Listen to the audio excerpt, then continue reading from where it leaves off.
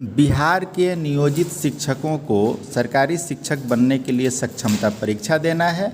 बिहार विद्यालय परीक्षा समिति इस परीक्षा का आयोजन कर रही है और बिहार बोर्ड ने एक प्रैक्टिस सेट का रोड मैप दिया है। आप ऑनलाइन प्रैक्टिस कर लें ताकि परीक्षा भवन में कोई गलती ना हो।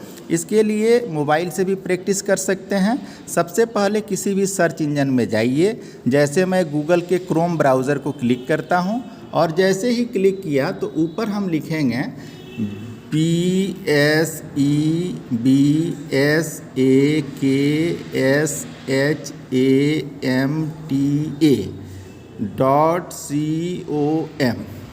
यहाँ आप देख रहे हैं कि सबसे ऊपर दिख रहा है जो लिंक, उसी लिंक को क्लिक करना है और उसको क्लिक करने के बाद पेज खुलेगा।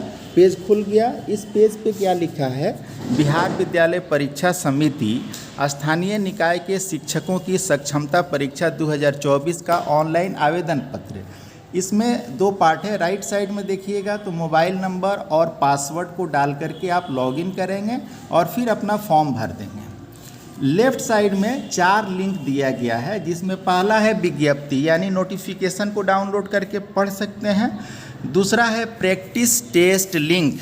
तीसरा है नोटिफिकेशन जो 1 फरवरी 24 को जारी किया था बिहार विद्यालय परीक्षा समिति ने।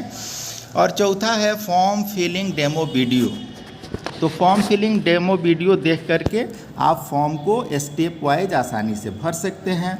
नोटिफिकेशन डाउनलोड करके पढ़ सकते हैं, विज्ञप्ति डाउनलोड करके पढ़ सकते हैं। मेरा उद्देश्य है आपको प्रैक्टिस टेस्ट कराना। प्रैक्टिस टेस्ट करने के लिए सबसे पहले प्रैक्टिस टेस्ट लिंक पे क्लिक कीजिए। जैसे ही आप क्लिक करेंगे ये खुल के आया पेज और इस पे सबसे ऊपर लिखा है स्टार्ट द एग्ज़ाम। इस पे हम क्लिक करते हैं और जैसे ही क्लिक किए अब दे रहा है यूज़र नेम और पासवर्ड। तो यूज़र नेम और पासवर्ड आपको नहीं देना है, बल्कि ये डेमो है, इसको ऐसे ही सबमिट करिए। और सबमिट करेंगे तो फिर कुछ खुला और ये खुलने के बाद आप पढ़िए। इस पे जो भी जानकारी है यहाँ नीचे इंग्लिश ऑप्शन पे क्लिक करेंगे तो इंग्लिश और हिंदी जो भी लैंग्वेज होगा आपको सेलेक्ट करने का ऑप्शन मिलेगा। यहाँ पे सेलेक्ट नहीं कीजिए, सबमिट कीजिए। नीचे लिखा है कन्फर्म पे क्लिक कीजिए। करने के बाद ये नेक्स्ट पेज पे आपको फॉरवर्ड करेगा, वहाँ जाके ओके कर दीजिए। जैसे ओके करेंगे सारा इंस्ट्रक्शन आ गया। अब इंस्ट्रक्शन को आप पढ़ लीजिए। पहले इंग्लिश में है, फिर हिंदी में आएगा। ये दे रहा है कि 60 मिनट का एग्ज़ाम होगा। क्वेश्चन प्रैक्टिस टेस्ट में 50 क्वेश्चन दिए गए हैं और आगे लिखा है नोट में एक्चुअल एग्जामिनेशन जो होगा उसमें 2.5 घंटे का एग्ज़ाम होगा। 150 मिनट का समय मिलेगा और कुल 150 क्वेश्चन होंगे। There will be 5 sections in exam. 5 part में क्वेश्चन बटे होंगे। Each question will carry equal mark, that is marks for every correct answer. हर सही क्वेश्चन के लिए एक आंसर मिलेगा।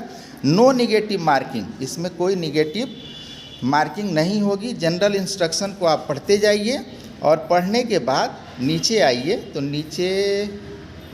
नीचे आने के बाद बढ़ते जाइए।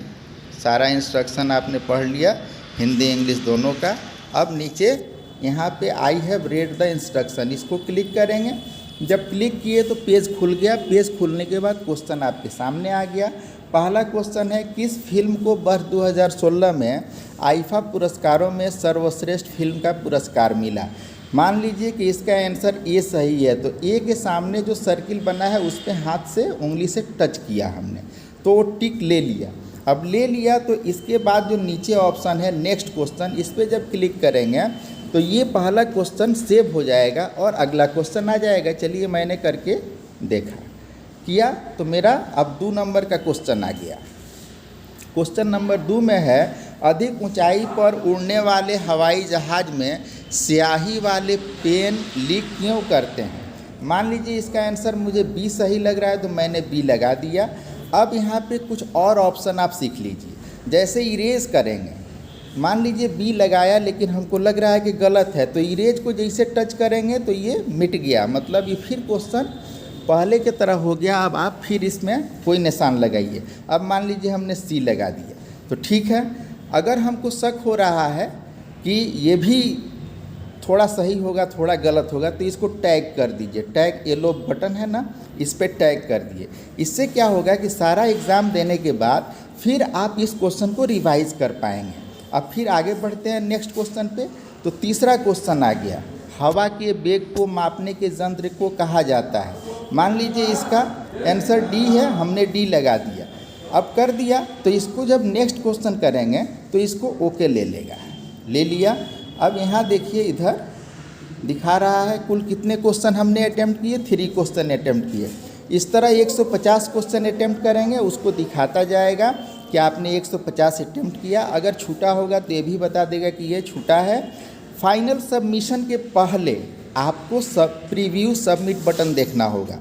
प्रीव्यू सबमिट बटन में क्या होगा कि ये बता देगा कि आपने वास्तव में कितना अटेम्प्ट किया है, कितना छूटा है। जैसे मेरा बता रहा है कि 2 unanswered question, 0 tag question, 1 tagged and attempted question. मतलब हमने अभी 2 क्वेश्चन को टच ही नहीं किया है और किसी भी क्वेश्चन को टैग नहीं किया है। मतलब ये नहीं चाहता हूँ कि फिर से उसको रिवाइज़ करूँ।